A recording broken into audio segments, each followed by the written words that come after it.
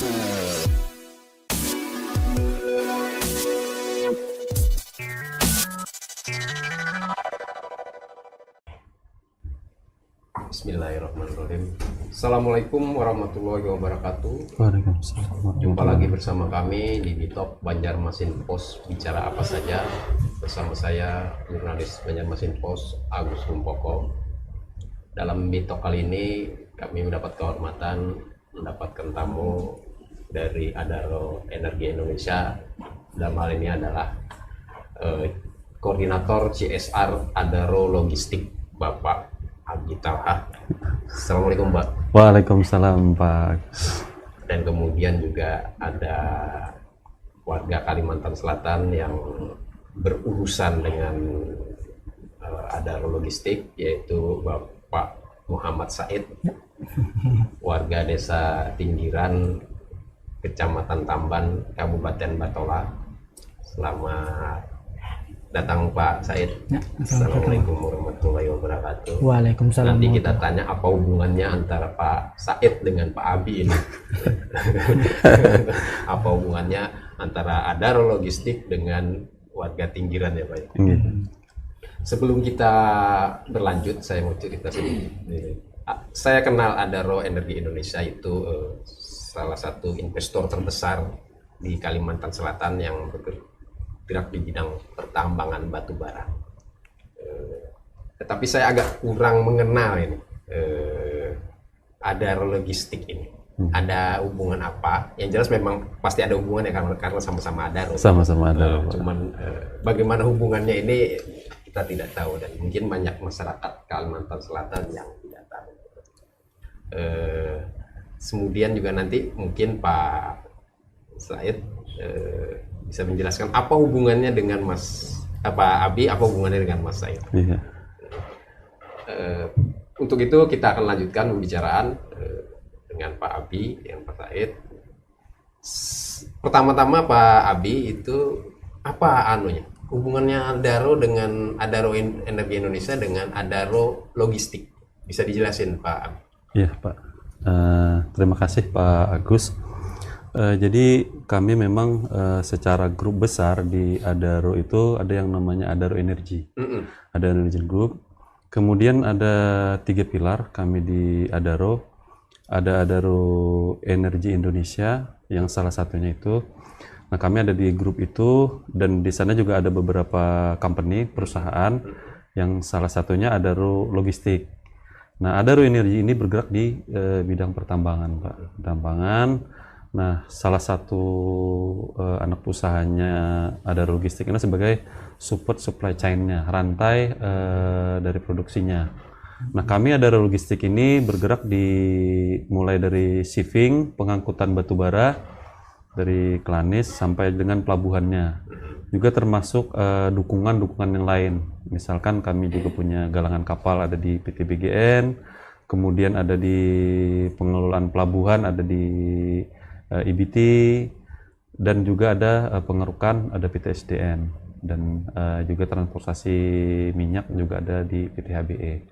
Nah, ini jadi merupakan supply chain-nya dari perusahaan tambang kami, Adaro Energi. Nah, itu sih Pak sekilas terkait dengan Adaro Logistik dengan Adaro Energi Indonesia. Oh gitu. Jadi wilayah kerjanya itu mana saja? Barito saja kah? Banjarmasin atau mana? Kalau wilayah operasional kami menyebutnya operasional Pak, dari mulai Klanis, tambang batubara di sana, pelabuhan Klanis sampai dengan IBT Kota Baru. Jadi Kota Baru ada? Ada. Jadi kami di Adaro Logistik ini ada sekitar 8 perusahaan, anak perusahaan.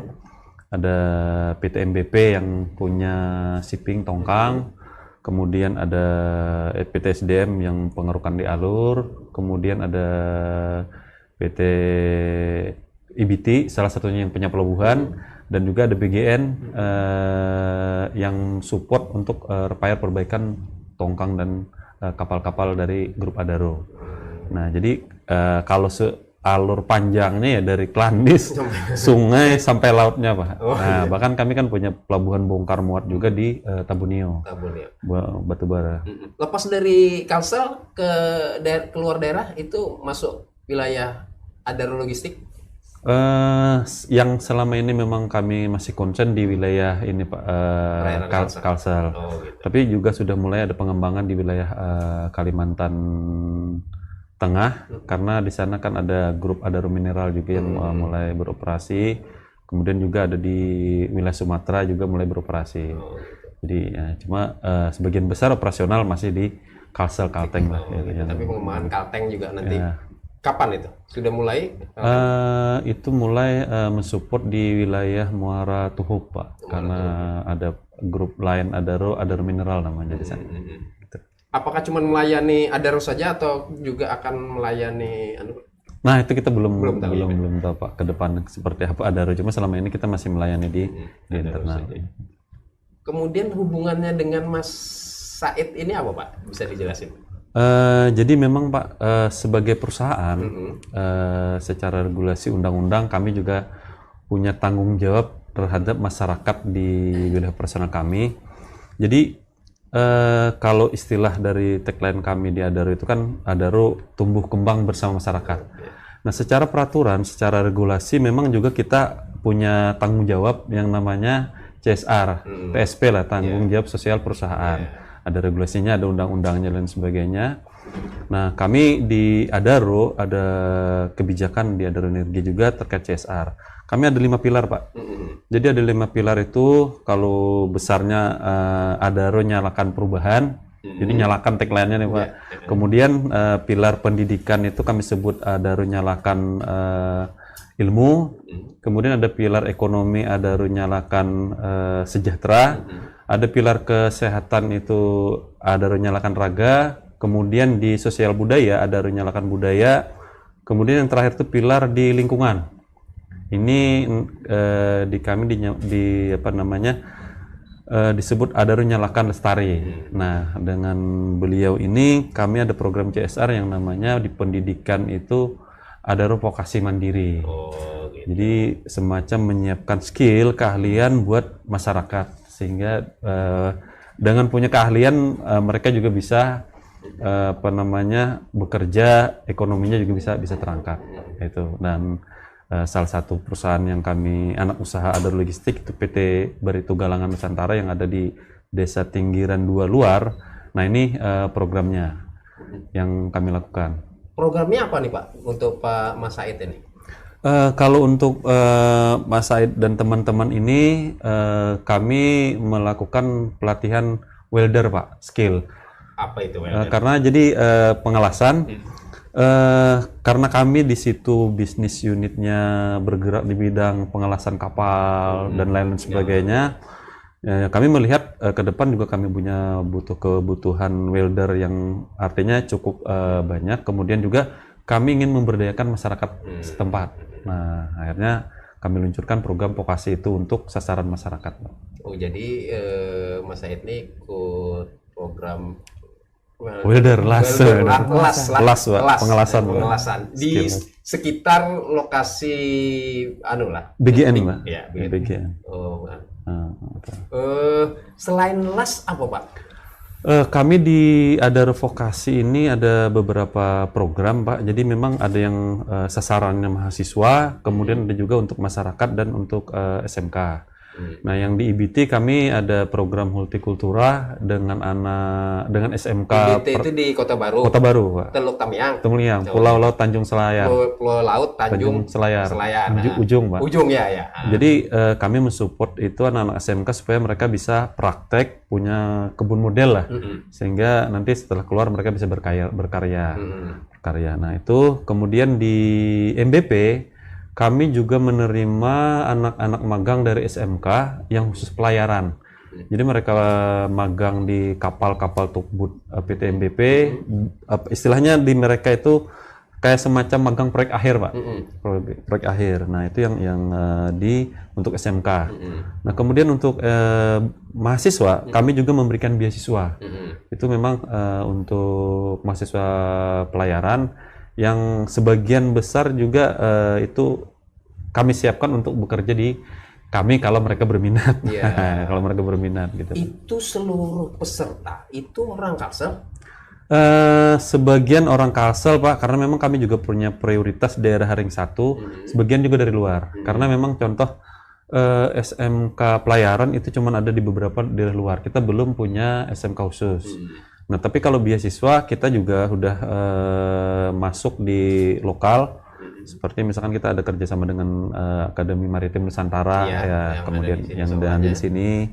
Nah, kemudian kedepannya pun kami sebenarnya sudah mulai menjajaki dengan beberapa SMK yang ada di Banjarmasin. Kita lagi memetakan, mudah-mudahan juga nanti bisa kita bermitra lah Pak, menyiapkan vokasi dengan masyarakat. Itu. Sejauh ini Pak, berapa pesertanya? Mungkin dari LAS, dari sudah ada pesertanya berapa? Kalau dari LAS kemarin yang tahap pertama Pak, jadi memang karena ini program baru kami luncurkan, itu sekitar 13 orang. Kami memang kemarin waktu itu punya target 10. Ternyata dalam perkembangannya ada minat teman-teman, ini kita akomodasi Pak, ya? Kita akomodasi 13 orang. Dan mereka bukan hanya kita training, kemudian kita magangkan di PT BGN. Setelah itu mereka juga ikut seleksi masuk, dan alhamdulillah kemarin ada beberapa orang yang sudah mulai dikontrak di PT BGN, termasuk beliau ini. Itu yang LAS Pak. Kalau yang SMK itu dari tahun 2018 itu sudah mungkin hampir 200-an yang sudah pernah terlibat Pak. Ya, sebagian juga ada yang bekerja di beberapa perusahaan kami. Kalau mahasiswa itu baru sekitar 23 orang yang menerima beasiswa khusus dari kita yang memang ke arah pelayaran. Nah, itu Pak. Ini programnya sejak kapan Pak Abi? Kalau untuk vokasi ke siswa itu di MBP itu sudah berlangsung sekitar mungkin dari tahun 2017 kalau saya kurang juga sudah lama Pak, yang karena ini memang SMK pelayaran kan yang kita terima anak-anak magang. Tapi kalau di Hortikultura di IBT itu sekitar tahun 2019 kita mulai ini, karena waktu itu kita masih pemetaan. 2019 berlangsung sampai sekarang. Sampai mereka sekarang sudah mulai bisa mandiri Pak. Mandiri mengelola kebunnya, dan kami sudah mulai intervensi ke masyarakat. Artinya ada beberapa alumni SMK yang di sana mereka lulus tapi tidak bisa bekerja dan sebagainya, kita kasih kesempatan untuk berkarya di masyarakat dengan kita bantu ya semacam kayak permodalan gitu. Nah, kemudian kalau yang di BGN ini baru tahap pertama. Kami lagi evaluasi untuk keberlangsungannya, karena memang juga ada beberapa kendala Pak. Salah satunya kemarin juga bagaimana tingkat pendidikan teman-teman peserta. Karena LAS ini kan termasuk pekerjaan yang welder ini, ya istilahnya keras juga lah Pak. Ya. Di situ kemudian juga tingkat pendidikannya kayak hitung-hitungan juga ya pas saja hitungannya. Makanya kemarin kita dengan BLK Provinsi sebagai mitra, ini gimana nih? Dulu standar kita SMA nih. Ternyata teman-teman yang bisa mau ikut malah ada di level dari SD bahkan yang SMP gitu Pak. Ya kita akomodir. Nah, kemarin saya sempat ngobrol dengan pemerintah desa di sana. Saya bilang memang kalau secara skill teman-teman dapat, tapi ketika mereka harus terjun ke dunia industri perkapalan, ada memang syarat-syarat akademik yang harus terpenuhi. Kadang-kadang misalkan minimal SMA, SMK. Nah, itu yang saya dorong ke teman-teman, kalau bisa ke kecamatan, ke desa juga mulai mengintip, memfasilitasi mereka semacam paket C Pak. Kayak gitu. Beliau ini kan sempat putus sekolah di SMK 5, kemudian ikut paket C. Dan ada beberapa yang sudah juga ikut paket C ke Banjarmasin. Itu juga salah satu kendala Pak, karena memang ya itu tadi, ini orang ngelas kan hitung-hitungan matematika dan sebagainya, ya secara akademis lah. Nah, itu juga jadi PR kami. Oke, saya mau tanya loh Mas Said. Ini kenapa bisa ikut nih, dari ceritakan kenapa bisa ikut program Adaro Logistik, bisa cerita? Bisa ikut tuh kemarin tuh ada info ya di Balai Desa. Di Balai Desa Tinggiran. Tinggiran ada info, ada pengumuman di mana kita di situ dikasih pelatihan welder pengelasan. Berhubung nggak ada kerjaan kan kemarin, karena corona juga susah nyari kerja. Corona itu susah, Jadi ya hitung-hitung lah, nambah kerjaan lah dikit, terus nambah keahlian. Sama daripada nggak ada kerjaan, mending ikut aja gitu lah. Sampai ikut seleksi kan itu hampir 20 orang lebih. Tunggu, kan belum lulus SMA kata Pak Abi. Udah paket tuh. Udah. Waktu itu sudah ada. Udah paket C udah duluan gitu. Oh, sebelum pengumuman itu sudah paket. Udah. Oh, gitu. Karena kan mau cari kerja gitu. Karena corona kan susah jadinya. Keterima juga anunya, diterima oleh tidak problem. Tidak. Dengan ijazah paket C. Tidak Masalah. Tidak masalah. Oke, lanjut. Jadi keterima situ, kita masuk seleksi dari 13 orang. Habis itu berangkat ke Banjarbaru BLK. Nah, latihan di sana selama 20 hari. Ya alhamdulillah lah. Lulus di sana. Habis itu nggak lama magang ke BGN. Nah, magang di BGN selama 2 minggu. Tuh rolling sama kawan-kawan. Per orang itu 2 minggu ya. Selama 2 bulan. Jadi selama di sana ya kita belajar menambah ilmu lagi, ngikutin orang kerja kan langsung di lapangan kerjanya. Jadi setelah di situ ya alhamdulillah ya ilmunya nambah gitu. Walaupun nggak terlalu bisa lah di pengelasan, tetap belajar. Masih berproses. Ya masih proses. Ini kerjasama dengan BLK, Pak? Kita mitra yang welder ini BLK provinsi, Pak. Jadi memang kita Banjarbaru. Kita punya target kawan-kawan kemarin itu di LAS ini kan ada level-level, Pak. Ada 1G, ya saya juga kurang-kurangan, Pak. Ada 1F, 1 apa gitu. Target kita memang kalau di galangan minimal 3G. Pengelasan horizontal sama vertikal ya? Vertikal, Pak. Jadi udah lihat ngelas vertikal. Dan alhamdulillah memang dari 13 itu kemarin 8 orang yang dapat 3G gitu ya. 3G. Tapi kemudian mereka teman-teman ini Pak, adik-adik ini diasah di BGN tadi. Langsung terjun ke dunia industri, di tongkang, di workshop, melihat langsung didampingi sama QCC kami, diarahkan nih. Alhamdulillah kemarin tuh semuanya dapat 3G ya. Ada 3G. Cuma ada beberapa lagi belum. Yang belum, karena Pak Anu kemarin sakit dia ya, yang sakit mata. Jadi ya alhamdulillah ini Pak dan BLK pun sangat support juga. Mereka kita biaya di sana, akomodasi, tinggal di sana, semua kita dari Adaro biaya. Artinya gratis lah. Gratis. Langsung kerja lah. Nah, ini kan kebetulan Adaro logistik Adaro memerlukan gitu. Iya, Pak. Memerlukan. Nah, kemudian kalau misalnya pas kebetulan kan ini kan berlanjut Pak Abi ya, pendidikan LAS. Kemudian mereka punya keinginan untuk mandiri itu bagaimana Pak? Selama ini memang gini Pak, beberapa teman-teman selain di kita, beberapa galangan kapal juga sangat di Banjarmasin Batul ini kan sangat banyak. Galangan kapal. Jadi secara kerja mereka juga masuk ke beberapa galangan kapal. Nah kemudian ini memang program kami dalam tahap evaluasi. Kami sebenarnya juga mulai menyiapkan nanti kemungkinan akan membangun dengan desa itu semacam kayak mini workshop. Mini workshop. Jadi disitulah nanti sebenarnya teman-teman yang artinya ingin kemandirian, sendiri berusaha, bisa berkarya di situ. Karena jadi misalkan contoh nih kayak Pak Said nanti misalkan kita dengan desa mini workshop di sana.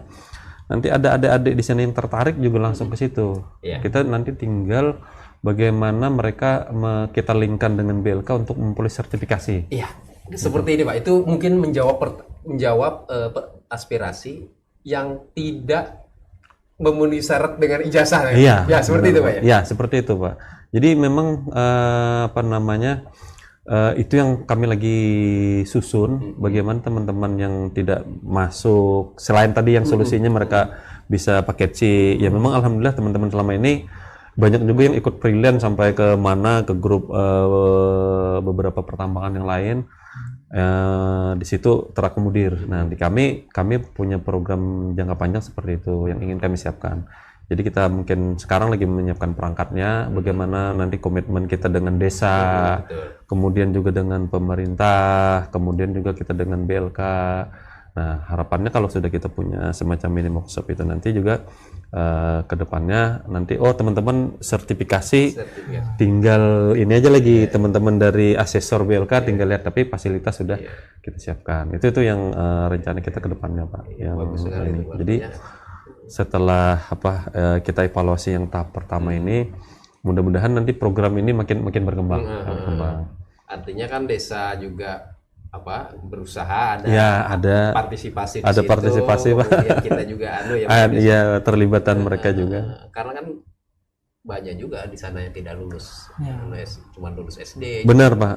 Dan ya kita juga ingin berkontribusi dan salah satunya lewat vokasi tadi, Pak. Walaupun kita juga ada punya beberapa program yang lain yang kita luncurkan di bidang ekonomi.